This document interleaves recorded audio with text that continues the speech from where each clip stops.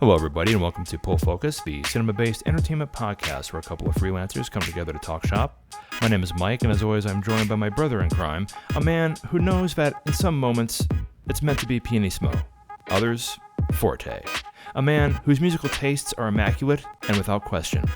He makes me call him Maestro whenever we have brunch. Ladies and gentlemen, Mr. Robert Andrus. I'm terribly sorry. Maestro Andrus. Brava! I don't know anything about music, so I don't know where to go there. I mean, that was, in my book, that was a major clef. Careful, you might be in trouble. Clef. No. I might be in trouble. Oh my God. There's trouble right here in River City. You know what? I love it. Talking about like the getting into like one of the darker titles that we've gotten into. A real psychological drama. I'm happy we were able to start it with nothing but just puns and bad jokes. That's how you handle a piece of work that is just consummate with drama, personal rivalries, and just honestly the big question in regards to how human beings can truly handle power and mix it with civility and disenfranchisement and all kinds of big words. I'm glad we can start it off with this one, Andrus. Before we get into it, how are you? How have you been lately? How's everything going? I am, I feel like I'm a broken record sometimes when I say incredibly busy again. Yeah. But here I am incredibly busy again. That's okay. I'm always happy to hear it. I would say all things considered, I'm a year older by the world calendar. Yep. I think we already talked about that. A little bit, but it's always good to touch on. I'm feeling it. My age has come upon me. I know, man. I know. I finally feel 92, which is what I am. You look great for 92, if I may say I so. do look great for 92. Thank you for saying so. You're welcome. No, it's I feel like things are pretty darn great here in Salt Lake City. Yeah. I wish my body would agree with me because I'm fighting some body-related issues. Yeah, I feel you. But can you do when old man time decides to stab you in the neck? Just run with it, I guess. You gotta do what you can. I'm happy to hear that things are still busy, and I've in as much of the loop as I am when it comes to on online stuff and checking things that are coming about in Salt Lake, and also touching base with you.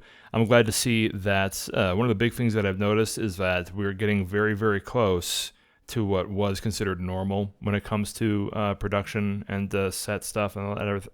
I mean, COVID and everything changed everything. I rolled my eyes. Yeah. With hesitation in your comment. Yeah. But irrevocably. There's productions that still are really, really gung-ho about. Sure. I know it's a mixed bag. COVID protocols, and then others that aren't. But, yeah. It's interesting to see, though, how we're getting this new normal has, definitely made its place. It has its foundations, and, for better or for worse, it's the way in which things are going to operate for the foreseeable future. And I think, at least from what input I've been getting, it's not that it's just that people are beginning to get used to it. We're as everybody knows, we don't necessarily record in order. Sometimes you'll be hearing episodes that we recorded months ago versus last week or something like that. Currently, we're in the beginnings of March here in 2023. And what? Endings. I'm sorry. We're more than halfway through. We've already had St. Patrick's Day. You're right. But that being said, it is good to hear that this new normal is being embraced, even though it might be sometimes being forcibly embraced, but whatever.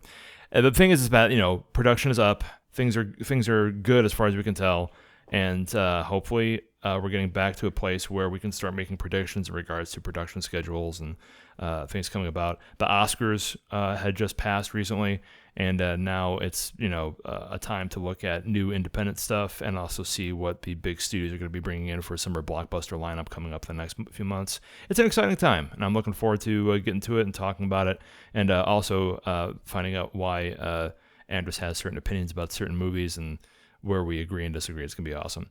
But that being said, Moving on, in regards to what we're going to be talking about today, this title that we're talking about honestly brought back some memories for me. We don't talk about it a lot because it's something that kind of brings up good memories and bad. But we are going to jump into the world of classical music. We are going to be bereft of any kind of enticement to go to the modern school. No, we're talking about the big ones. We're talking about Mahler. We're talking about Beethoven, Bach, and we're going to be doing it through the eyes of the Oscar-nominated actor Cate Blanchett. Get your batons, put on your tuxedos, and get a nice coif, because we are about to get into Tar. If you're here, then you already know who she is. Lydia Tarr is many things. As a conductor, Tarr began her career with the Cleveland Orchestra, Chicago Symphony Orchestra, the Boston Symphony Orchestra, until she at last arrived here at our own New York Philharmonic. In 2013, Berlin elected Tarr as its principal conductor, and she's remained there ever since. Lydia Tarr has also written music for the stage and screen. She is one of only 15 EGOTs, meaning those who have won all 4 major entertainment awards. Thank you for joining us, Maestro. Thank you.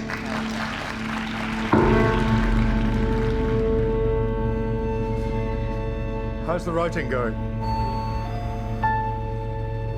Not so well. I keep hearing something. Schopenhauer measured a man's intelligence against his sensitivity to noise.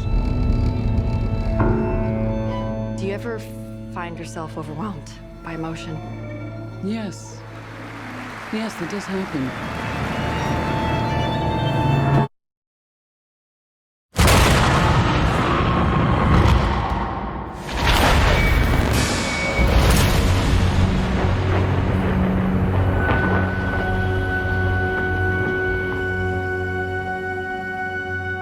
We have a problem. I received another weird email. There's no reason to get caught up in any intrigue. I'm worried. She's starting to disappear into herself. You want to dance the mask, you must service the composer. You gotta supplement yourself. Your ego and, yes, your identity. You must, in fact, stand in front of the public and God and obliterate yourself. She scares me.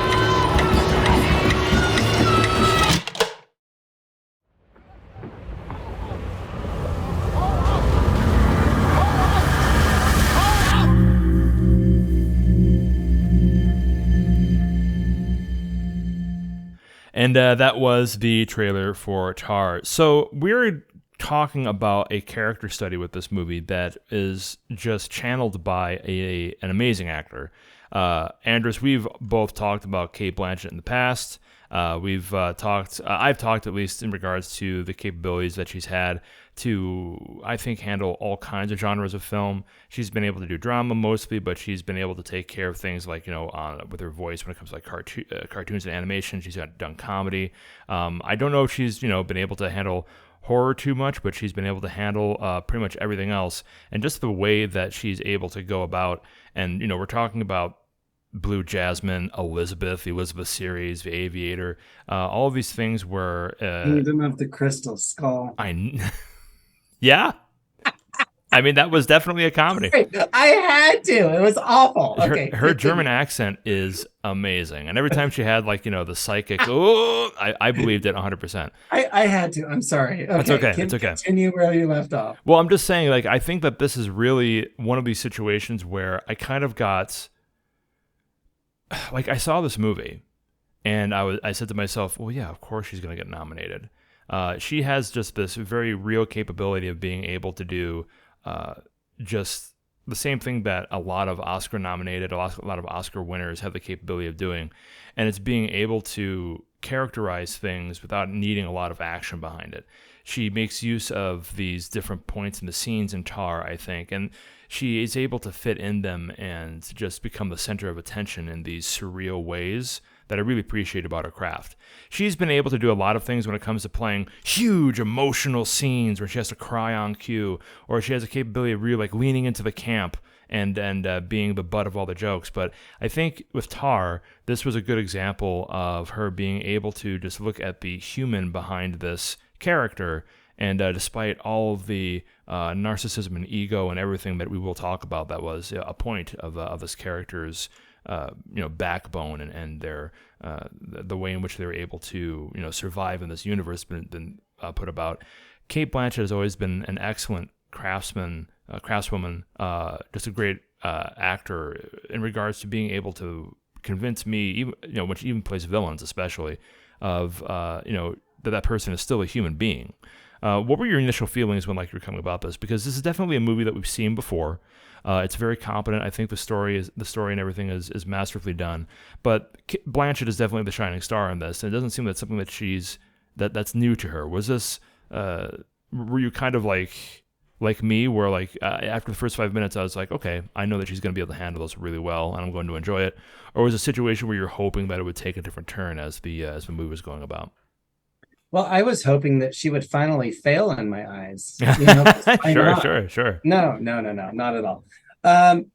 Honestly, if Cate Blanchett's in a movie, I want to watch it. Yeah, I know. She's so stellar. She's so incredible. She's so amazing.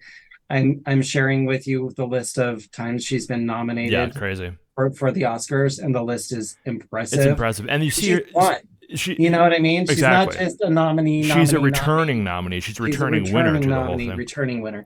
So to watch her do her thing in such a grand, epic, wonderful way, I think it's incredibly inspiring for any other actor to use her as an ultimate achievement. Sure, point of reference, a mentor. Point of reference or motivation to do better. All of those things. I mean, she's played really, really strong women in the past. Here she is doing it again. I found an interesting thing throughout the progression of the story that we'll talk about later, I'm sure, that will be a point of contact. But what was interesting to me is I really like Mark Strong as well. Anything that he's in, I'll go see. But anything that he's in acting, anything that he's in when it comes to voiceover too. The man's voice is a legend. It really is. Well, he's an incredible actor as well, and I mean, incredible. So versatile, right? Too. Versatile is great. Both of them are incredibly versatile. But you see them in these scenes where they're having brunch together. I think you're getting into, and it's this really dynamic kind of exchange from time to time.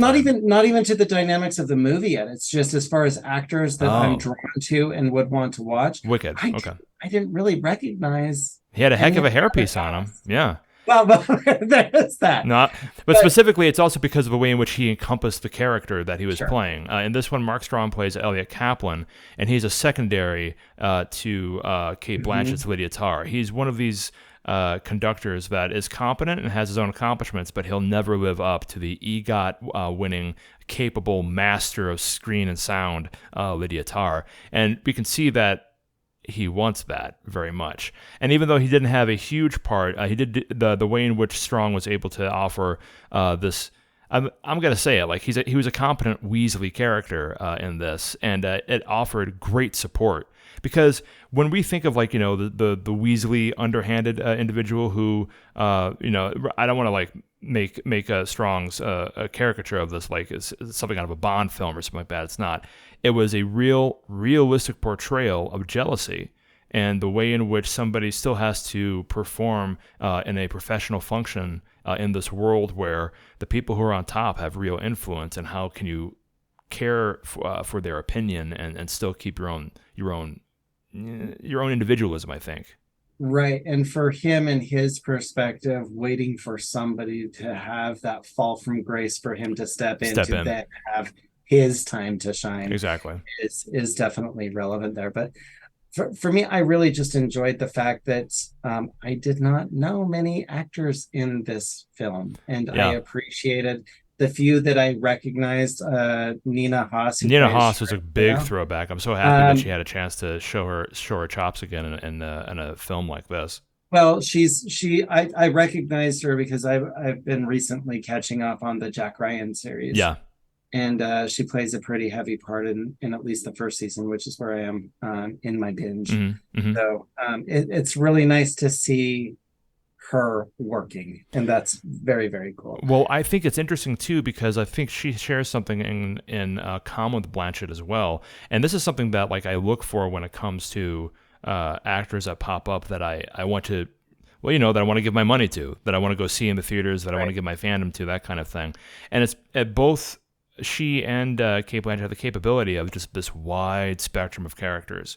When it comes to Haas, I mean, first of all, both of their careers go back decades. I mean, these actors know exactly what they're doing and how to take care of. With Haas, we have things coming out from like Homeland, the TV series on Showtime way back in the day, Pelican Blood, The Audition, My Little Sister. We have The Contractor, for goodness sake, because things are popping up. And like you mentioned before, she has a pivotal role in Amazon's the renovation of the Jack Ryan series that popped up here. And she has the capability of being able to go all the way to comedy, to melodrama, to something like this, these dark psychological, girthy, kind of like really meaty films. The same thing, Cate Blanchett was in the Thor movie, for goodness sake. I mean, she was able to pull it off great because she knows how to embrace camp and take it seriously. And she's terrifying in that movie. She's also really funny and wonderful, but she's also terrifying. And the fact that you get to see all the actors in here, some of them I was definitely surprised from, but I love it that we have like this cadre of masters who take the job and do the best they can with the job. Cate Blanchett is going to do a great job if she's doing a comic book film or if she's going to do an Oscar-nominated psychodrama. It's really ridiculous how they just do everything so well. And Mark Strong as well. Mark Strong has done his share of camp, and it's all come out as a banger.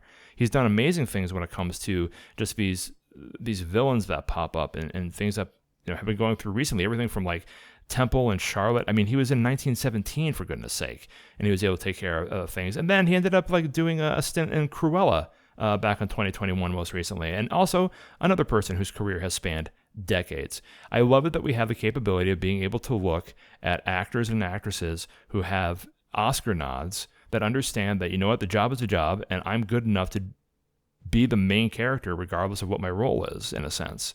What pops up for you when you think about the history of some of the casts that you're looking at here? Because this is definitely something where you would expect everything to be shiny and perfect, but Tar is not a perfect movie. I mean, it definitely didn't have that many surprises for me, but there were some things that I didn't like about it, but it definitely wasn't the cast. What are your thoughts on that? But because you were just talking about chemistry before, this for me had a lot of similar feelings that I had with Black Swan. I can respect that. Yeah. So just in its in its overall tone and feel, I would say that's where that vibe is coming from. It's shot with a lot of shadows too. Like the cinematography is drilled down a bit. It was beautiful. Yeah. Like it was very, very beautiful. Man, I'm drawn to talk about that first scene, the opening interview, her on the dais being interviewed about how epically amazing she is. Yeah. I bought into her story from that jump. Conversation on. So honestly, for me, I thought it was an amazing film because that drew me into the idea of the entire story, and I really appreciated the entirety of the film in that way. But disjointed here and there for sure. I can see what you're saying. I think that the way in which that they did.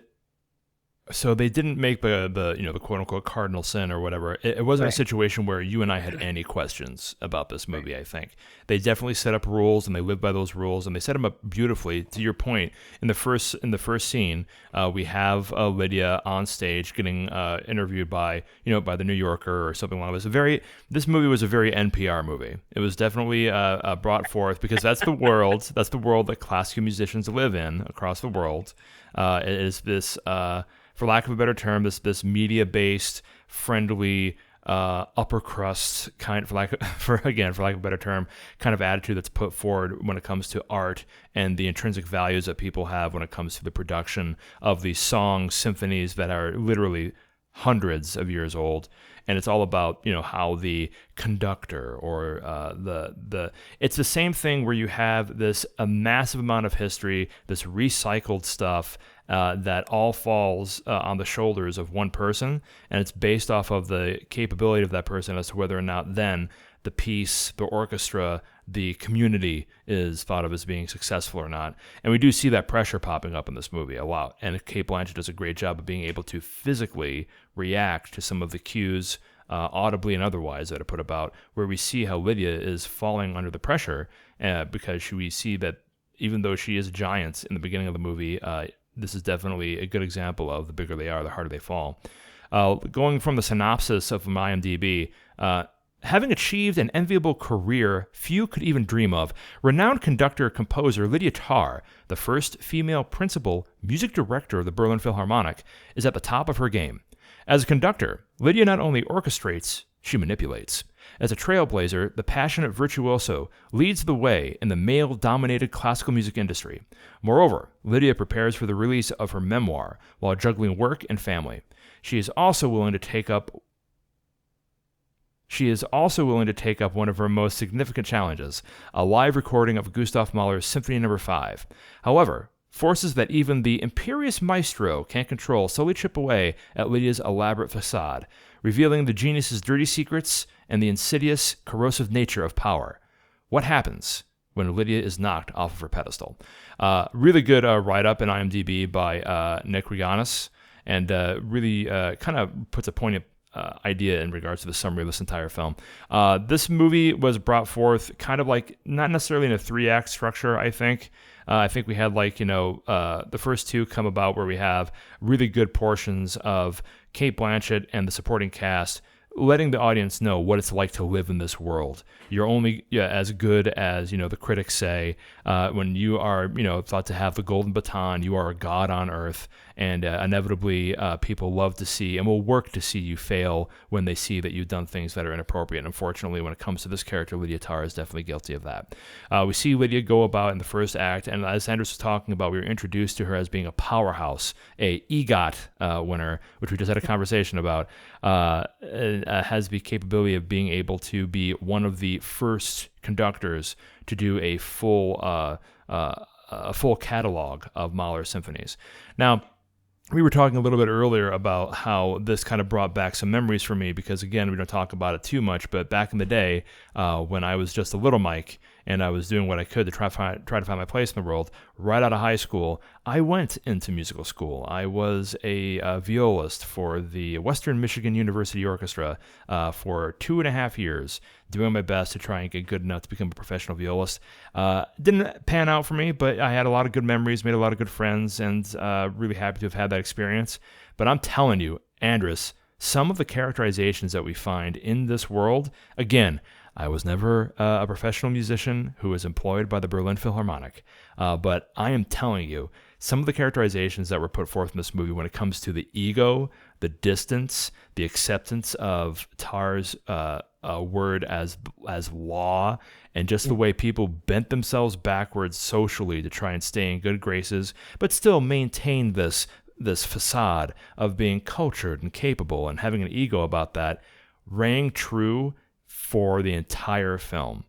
You too, I'm sure, have been in situations where you may think to yourself, wow, the ego in this room is pretty culpable, and I'm a little uncomfortable. But what were you? I live in that. You live in that world every goddamn day, man. World. That is me. Yeah. I live in ego world. when we were watching movies, we have to have like that connection between the real world and what they're trying to put up in their universe. When it comes to this subject matter, we're not dealing with aliens coming out of space. We're not dealing with one of Cate Blanchett's other amazing movies when she was fighting the God of Thunder. We're dealing with people who are having real problems, who are dealing with massive amounts of money and massive amounts of ego. Do you think that this stayed true as a good representation of that without losing focus on the main character, without losing focus on Tarr? Yeah, sure. Okay. I'm just like, I don't know how to answer that question. I'm sorry. Was it a good representation of the things that you've experienced? I think. Say that again. Was it a good representation of the things you've experienced, specifically when it comes to like ego and like this idolatry that people deal with from time to time? I mean, sure. Yeah. Like look at actors in their dynamic with producers or directors. look at children with their parents. 100%. Yeah. Look at students with teachers.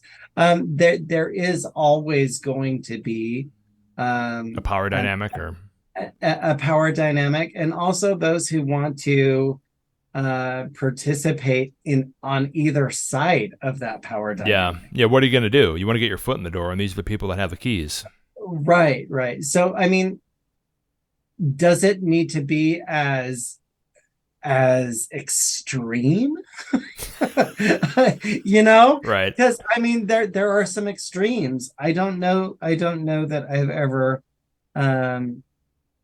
been party to such extremes as what were presented in this movie. Yeah, Lydia Tarr is a trip. I mean, that's so considerably arguable. Yeah, right. Yeah, no, so, I mean, for real. Like, so that was a really tough one for me to comment on, because I mean, yes, of course, is going to be the easy answer. Or, well, how specific do we want to get? I get you. I found it kind of stunning, honestly, where like I remember having conversations like this. I remember I got flashbacks, like these scenes which are very well done, where we have Cate Blanchett's Tar just like emoting so much when they're practicing to make Mahler's Fifth. First of all, Mahler's Fifth is my favorite piece of music. Okay, so you resonated with that one. Oh my really god! Well. So there is some situations too, like they're playing the scherzo, which I believe is the third movement of that symphony, and it's just the most beautiful melody. And I got choked up a little bit listening to it because I remember playing it on the stage, and it's like, oh my gosh, Mahler's an absolute genius too. If any of you. Maybe we should start doing like a classical music podcast and just turn some people onto it, because man, the story behind this composer is ridiculous. I'll have so much to say in that podcast. Once you listen to that music, man. But I think that like the way in which that it does respect like the attitude that people put through. People are recycling real art here, and I do find it kind of humorous from time to time how much of a pedestal how high a pedestal Lydia Tarr is put on, but I've seen people put there before. So it was something that I could relate to in a certain situation. And also, when she finally falls from grace, she falls so very hard. I don't know. I found it kind of satisfying to see this person who we at first are introduced to as being a hardworking, genius, mother, capable composer who asks a lot but seems to be fair. But then we find out these cruel realities that she and maybe everybody, when given this much power, falls to. And then I found satisfaction in what happened to her at the end, So is this a power corrupts absolutely scenario? I believe so, don't you? Or do you think it's more of like, in this case, woman versus nature kind of situation? I want to say I have a more forgiving heart than most you people. You are definitely a better person in general than I am. Yes, that's absolutely true. But I am also a huge advocate of justice. 100%. Yeah. So, I mean, does this story show justice? And I think maybe that's questionable, because I mean, spoiler alert. Oh, absolutely. Spoiler alert. Spoiler alert! Before you start, if you guys haven't seen Tar, obviously, we're 30 minutes some odd into the episode. We've already spoiled like 6 things for you. Maybe you shouldn't have listened to the podcast before you watched the movie that we're talking about, huh? Maybe? What's the damn movie? Anyway, you were saying about like a justice kind of situation. Maybe she got it, maybe she didn't, or what were your feelings about it? Yeah, so for instance, I mean, her fall is a very, very hard fall. Yeah. And that happens at the very end of this movie. They do hold it out like a smoking gun. Yeah, we only get so much of the post-fall story, right?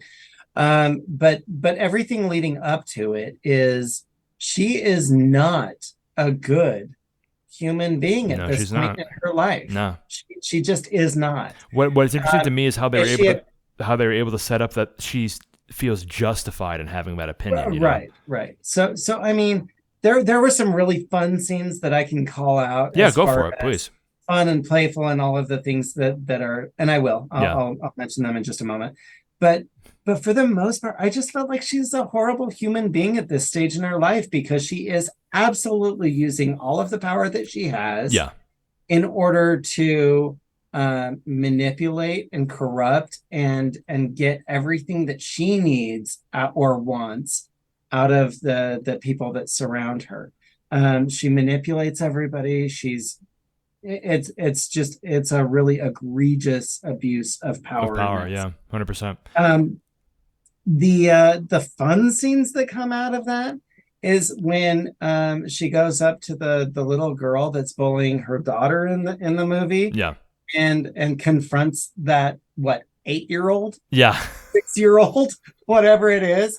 She says, I can't remember the daughter's name right now. I think it's Penny. Yeah, I think you're right. She doesn't seem to be on the cast list on IMDb for some reason. Yeah, I hope I'm speaking correctly. I remember it being Penny, but she goes, I'm Penny's father, and I will end you. Killing my child to like an 8-year-old. Well, good for her for standing up for her child, who she really does love. Yeah, and that is, I think, the only redeeming quality that she has. I agree with you. As a character in this show, but everything else, she lies. She cuts people at their knees. She says bad things behind people's backs just to get ahead. She plays on people's sympathies when she's in the wrong. She accuses people of wrongdoing when it's her instigating the situation and issue. There's just so many things about it that I just find really awful and offensive and terrible. But at the same time, she did it in such a wonderfully beautiful way. Exactly. I think I don't feel that way about Cate Blanchett. I think it has to do with Cate. Yes, exactly, with Lydia Tarr. I think it has like this really big point of comment of just positivity when it comes to Blanchett's portrayal. Because even though we do have this person that is going about, and I mean, we find out later that one of the young ladies that she helped through her organization commit suicide, and it was not to say that it was necessarily Tarr's fault. Trigger warning in that regard. She definitely had a hand in making that character's life a little harder to deal with. And we find that out towards the third act, when we are actually able to see some of the titles of the emails that have been sent back and forth, where her assistant Francesca, who's played by Noemi Merlant, does these beautiful scenes about crying about this friend that she had that they met through Tarr and that had all this promise and capability, and ends up unfortunately ending her own life. And that's been incentivized by a bit in regards to what Tarr did to make it harder for her to, make it big, to have a career. And of course, we find out later that Tarr is a womanizer, that she's abusive, and that it is possible. We don't have any scenes of it, but we have stories coming up in different scenes through the dialogue we have with the characters, that Tarr may have possibly committed sexual assault in that kind of regard throughout the movie. And that's when things begin to really, I think the way in which they are introducing these little breaks in Tarr's armor, and then how all of that comes up to a big crescendo, hey, another musical term, and then leads to a downfall. It all makes sense. We start in scene 2, where we start seeing these really lovely cues, I think, that are audible, that I thought was really an excellent way of recording things, where the pressure is beginning to get to Lydia.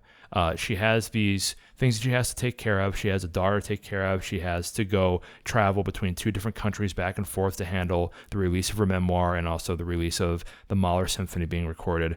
And it begins to break at her. And what Todd Field, who wrote and directed this movie, was brilliant with, is that he has these audible cues that aren't on screen that leaves the audience wondering if this is Lydia Tarr beginning to crack.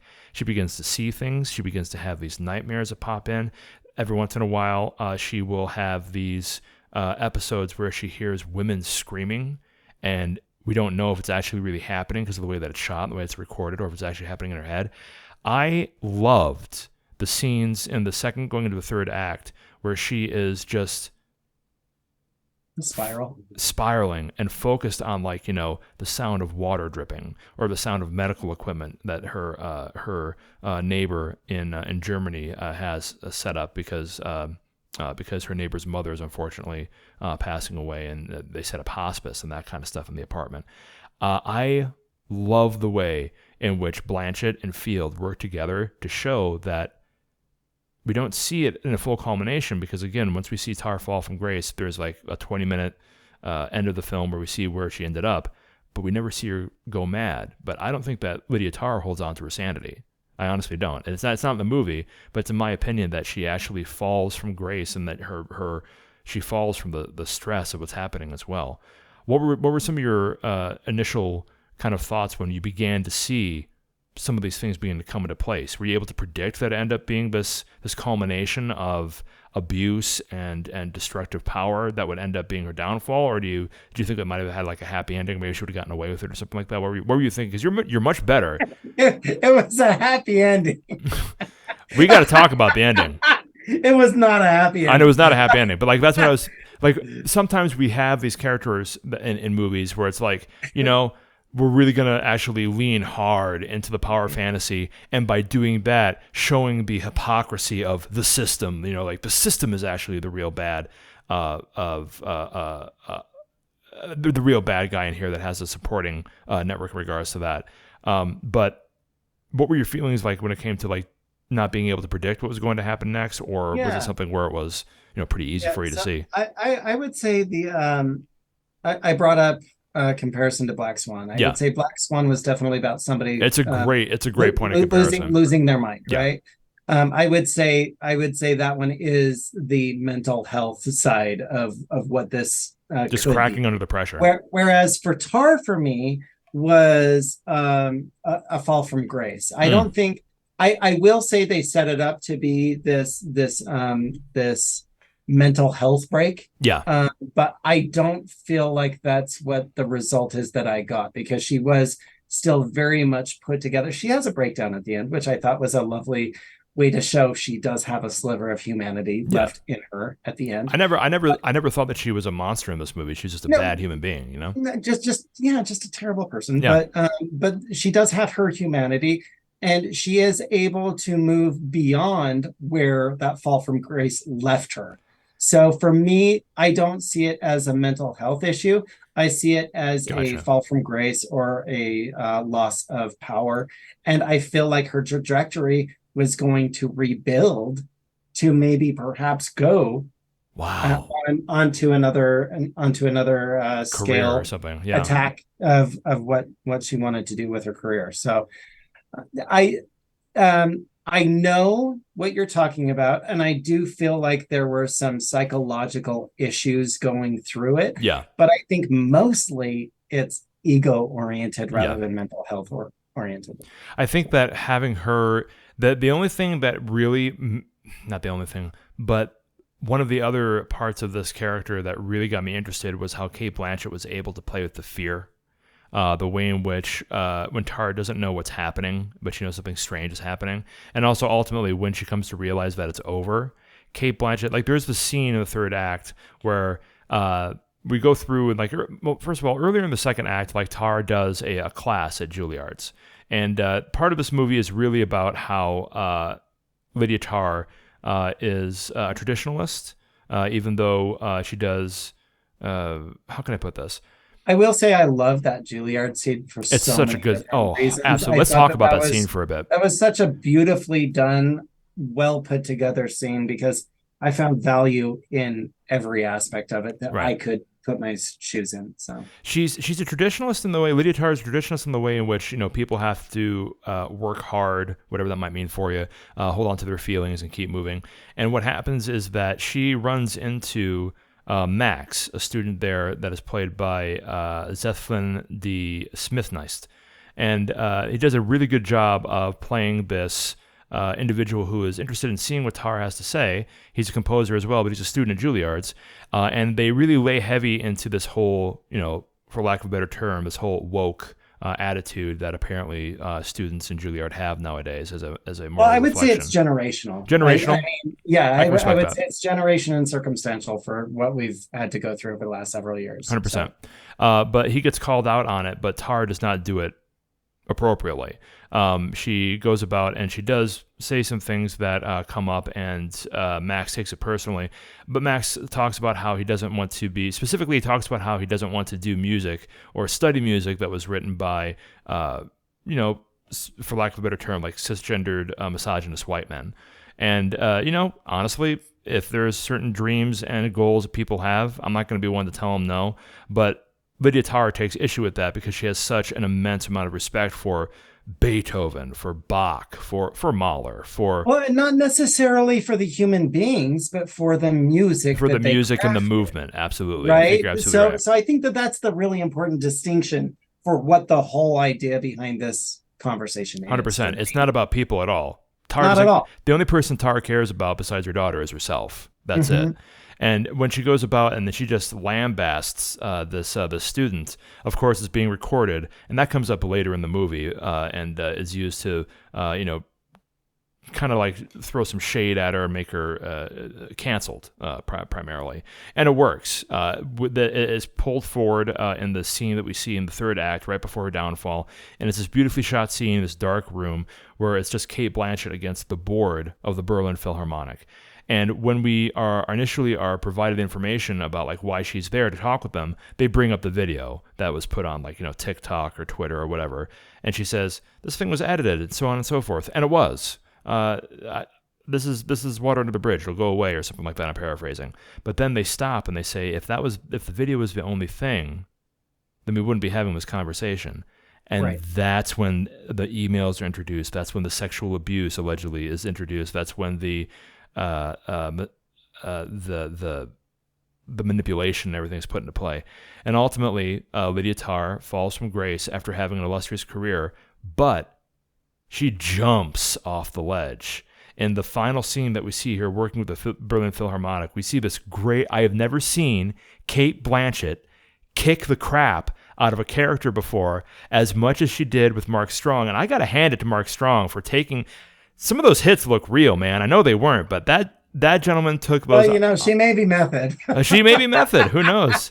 I do. And Mark's okay with it. He's great. We have this scene where, unbeknownst to the audience, she's been kicked off of the board, and she believes that Elliot has stolen her master score with all of her notes and all of her things for this ridiculously difficult symphony that she's supposed to take care of and record. And then we see Lydia Tarr come out. Elliot Kaplan is guest conducting the Berlin Phil, and she comes out and she literally just screams at him in full tuxedo and kicks the crap out of him in front of everybody, thus ending her illustrious career. I'm laughing. I should not be laughing, but it's such a ridiculous thought and notion. That's what desperate people do. It's such a juxtaposition, right? We see this prestige of orchestra and symphony. I mean, it's all bullshit. It's all bullshit. Man, she tackled him like a lion. She surely did. She was doing some Gracie jiu-jitsu on this guy, man. She was like just throwing him around. It was great.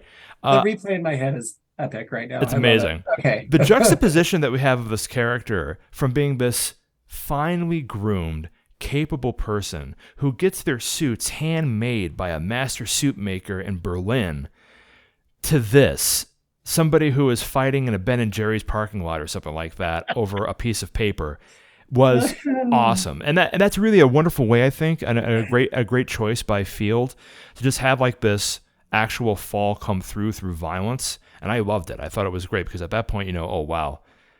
Any kind of idea that you had that she might be able to get back from what she's been doing, any idea that she's not going to answer for the crimes that she's committed, that's all out the window now. And now we get to see what happens next. And we do. And it's the ending, I'll tell you, Andrus, that I have the most issue with when it comes to this movie.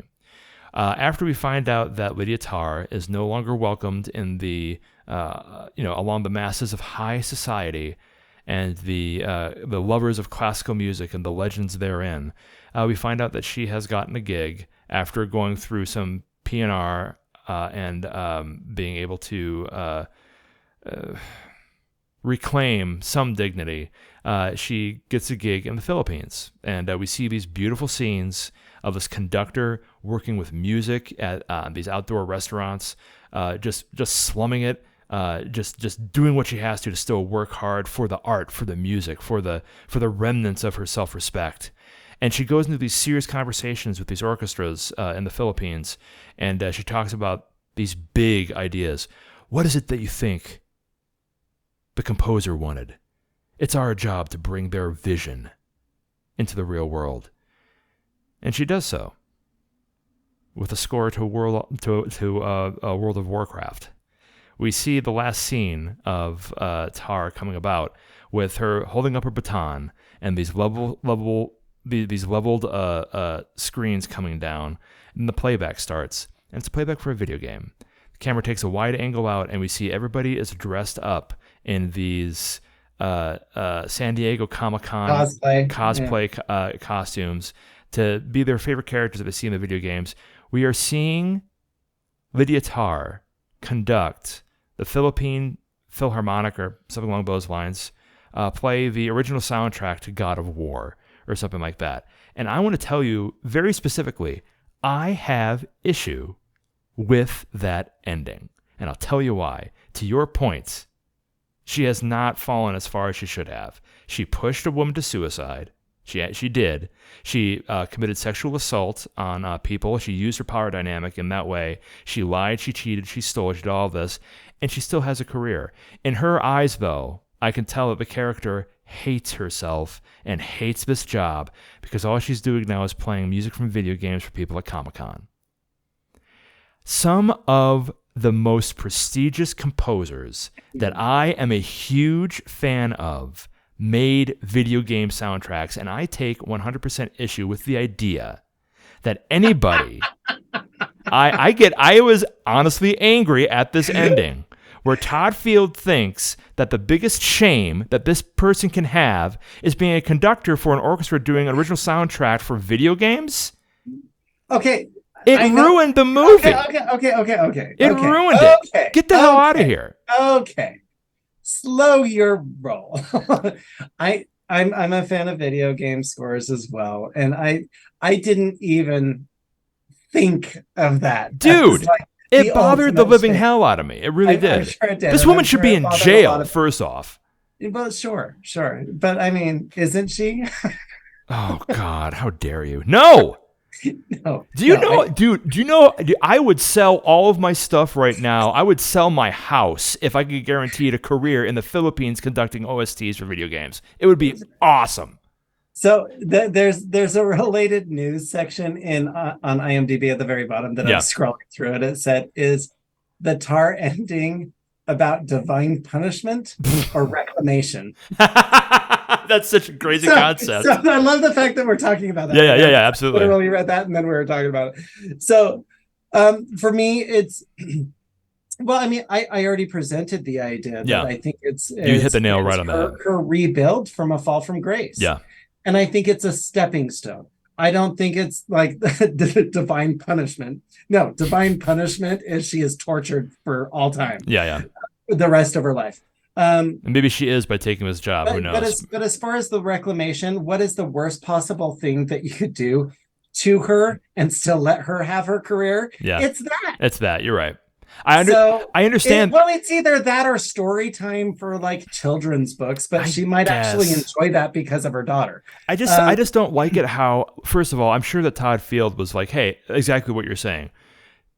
He's not trying to like make fun of people who have made not at all Look at it from Tar's perspective. But that's what you have to do. You have to look at it from Tar's perspective. But you can't tell me that there aren't going to be a lot of things popping up with people watching this who say, wait a minute, she gets to do that still? It's not that bad. Sure.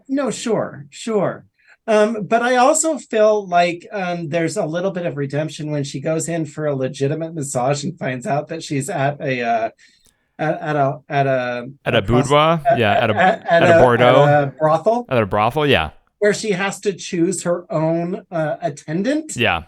Shall we say?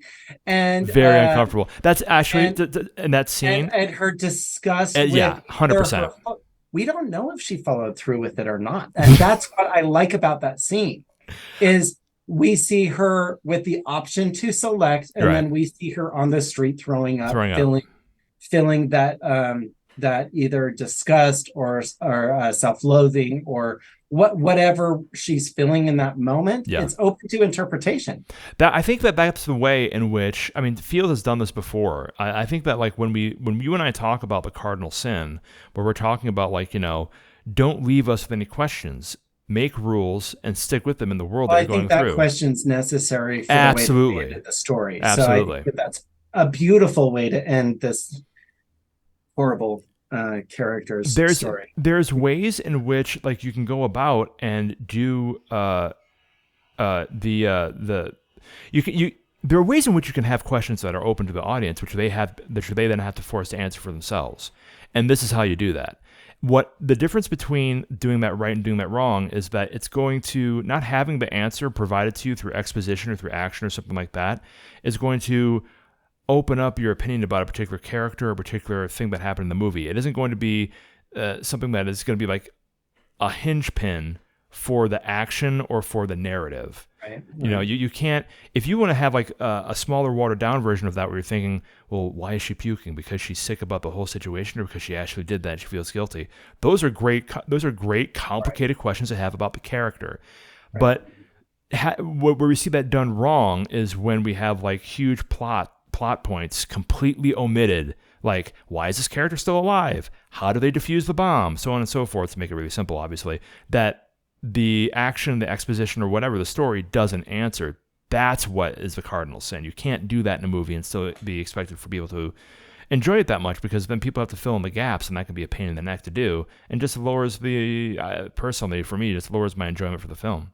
But Field is excellent at what he does. I mean, you know, again, we're talking about an amazing person who has the capability of providing a lot of television that's been legendary. We're talking about, Carnival. We're talking about he was a director of Little Children. We have Tar coming up here. He also had work in the bedroom, and he starred in Eyes Wide Shut way back in 1999, which is an excellent point to make. He is not only a director, he is also an actor, making him an actor's director. But when we go about and think, though, about the things that pop up, specifically when it comes to like specialities, Andrus, let's jump into that one. Let's talk about how I really would like you to go in depth a bit more in regards to the whole thing about like not recognizing Mark Strong when he was playing Elliot Kaplan. We have these people here who are going about, and they do such a good job of being ardent in the character. Cate Blanchett is Lydia Tarr in this movie. She isn't like, borrowing from anything else. She knows how to put on the ego. She knows how to put in the manipulation. She knows how to put in like that evil part that she thinks is justified because she is who she is. Elliot Kaplan is, he's a weasel, and he's just waiting for her to fall from grace and do his thing, but he wraps that in idolatry with compliments and doing what he can to be on her side.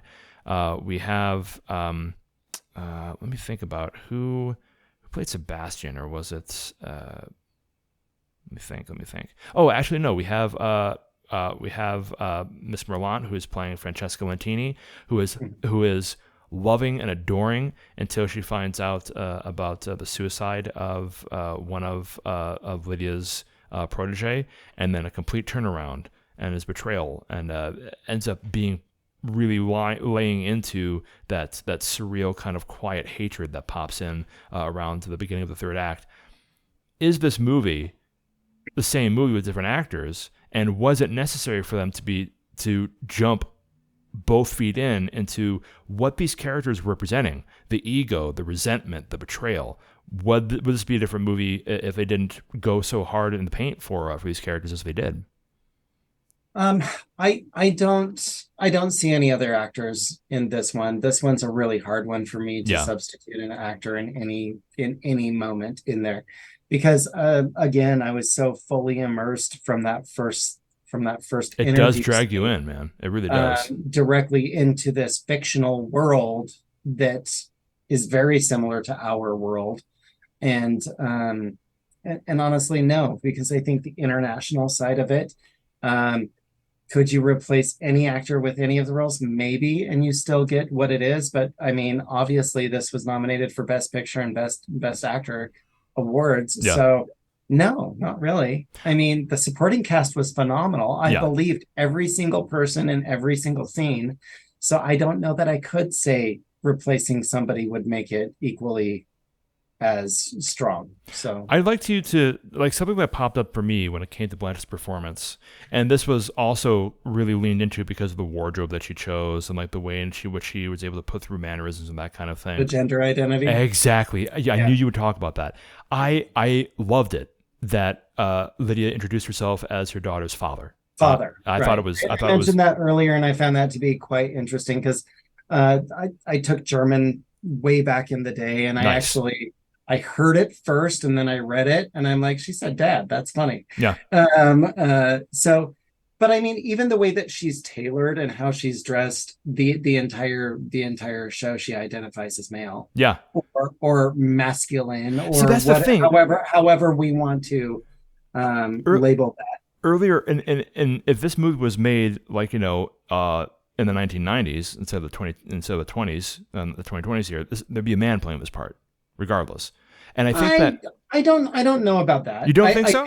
No, because I think if you look at Shakespeare in Love, I mean, Gwyneth won for playing the gender swap. Yeah, but she still identified as a woman who's having sex with Shakespeare. No, I understand that. I know you understand. I know, but as far as no, I still think that she could absolutely be a masculine human being as a lesbian in a relationship, committed.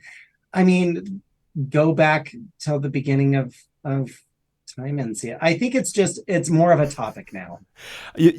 Okay. So yes, it is. It's more of a topic now. I mean, go back and watch a movie from way back when. They're gonna talk about homosexuals and whatever in that genre in that movie and whatever. And I think art reflects life, I guess, right? And like nowadays we are talking about the liquidation of gender, especially when it comes to works of fiction. The lead character is portraying a lesbian with a masculine identity that's the leader of the symphony. It is still a women's rights issue because she still is a woman. Mm-hmm. And she still is a woman in power, abusing power. I think it's refreshing that even though there are masculine traits or traits or qualities or however you want to qualify that, it's still a power dynamic. That's I picked up on that. It doesn't matter. It doesn't matter what gender. A villain is a villain. It's still a power struggle one way or the other. So for me, I found it to be interesting that it was a traditional relationship in the sense that you had a masculine and a feminine parent for this child. Yeah. The fact that it's a lesbian relationship didn't bother me at all. Not at all. No. And the fact that I think that a lot of people will have a lot to say about that, but again, I think that it doesn't matter. This movie is exactly what it is, and I think that it was brilliantly put together and acted and portrayed and everything that it needs to be. So I don't know. The gender identity thing is not. It's not. It's definitely not for me. Yeah, I feel you. But it was one that I'm like, okay, I'm now more informed as I'm watching the progression of this film. I think they did a really excellent job of knowing what this movie was about, and then sticking to it. And the fact that that Lydia identifies as male, whatever that might mean. Personally, I think that like gender is definitely a subject that is more in the eye of the beholder nowadays, especially. It's such a personal thing. So. Absolutely, such a personal thing, and more power to you. But I think that to really echo off what you're saying, that's not the subject of the film. That's part of the film, and what it's really about is about showing that power corrupts regardless, and that if you have a villain who has the capability of having power, they have just as much capability to lose it as anybody would. Which again, going back to the Juilliard scene, was so well put together. Absolutely. Because they talked about all of that all encompassing. Mm-hmm. So yeah, I really appreciated what they did across the board with this film. Because they did keep it in a power zone. Yeah, they were honorable to the rules that they set up, and they kept going with it, which is what a responsible filmmaker should do.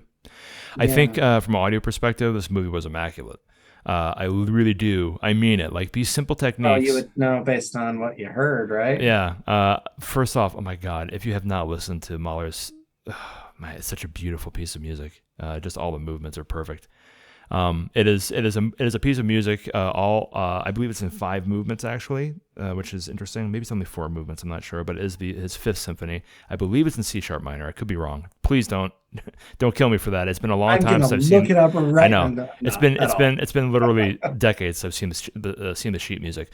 But if you want to jump into classical music, it is a very complicated piece of music, but it is serene and beautiful and dynamic and violent and heartbreaking, and it provides you hope too. I purposefully do not listen to some of the movements out of that from time to time because I don't want it to get old, because I want to feel the same things that I felt with it when I was playing with it. Rewind back to 20 some odd years ago, 20-year-old Mike, who is struggling and practicing 4 hours a day, playing that with tears coming down my eyes. It was a very, very profound experience for my development back in the day. So I definitely have some weighty experiences with the feelings of this movie in that regard. And the sound is immaculate. I really do appreciate the fact that you guys know from time to time, I will go Wilhelm scream hunting on movies and try to see, ooh, I've heard that sound effect in Star Wars before. I know what you guys are doing. For sure. And it's fine. I mean, you have to do that from time to time because, edits are edits and you're on a deadline. I get it. None of that was happening here. And the ways in which Field had the sound displayed, where we have, I guarantee you, there was nothing going on with some of these scenes except Cate Blanchett was in the park running, and then camera A or camera B or sound select or whatever, they gave a cue and they had a PA screaming at the top of their lungs, and live sound was just capturing Professional actor, and live sound was just capturing it for reinforcement. For real. It wasn't like any kind of weird kind of sound effect that I was putting through. It wasn't like some sort of like weird preverb kind of thing popping into her head. I mean, there were dream sequences that were masterfully horrifying, and they were simple. And I love being able to find in modern film, an Oscar-nominated film, these old techniques where you just have a weird EQ in the mix, or you have some volume on this weird sound that's happening in Tar's neighbor's house, and you just let Cate Blanchett just focus on it and show you this paralysis of mental anguish that she's dealing with because it's like tinnitus, and it's like just popping in her head, and she can't stop, and she has to concentrate on making her music, but she can't stop thinking about this. Do you have one of those? Maybe. I have a few. Anyway, it's been fun talking with everybody, and we have to... No, okay. We're getting way too personal in this episode, Andrus. You have to watch it. Apparently. But I thought that was brilliant. I love it because it's so simple. And also, it does what sound has to do. It offers more support. Every once in a while, sound absolutely must take the spotlight. It has to. But for the most part, your OST, your sound effects, your Foley, whatever, they have to offer support to where the camera is looking. And I would bet donuts to doorknobs that Field and Blanchett were in a room, and Field was just saying, "You hear the water now," and just let Blanchett just like look side to side and just like vamp off of that, and just let the camera roll. And then maybe they actually turned on water in the other room. Who knows? It's possible. But I love the idea of simple solutions making dramatic action.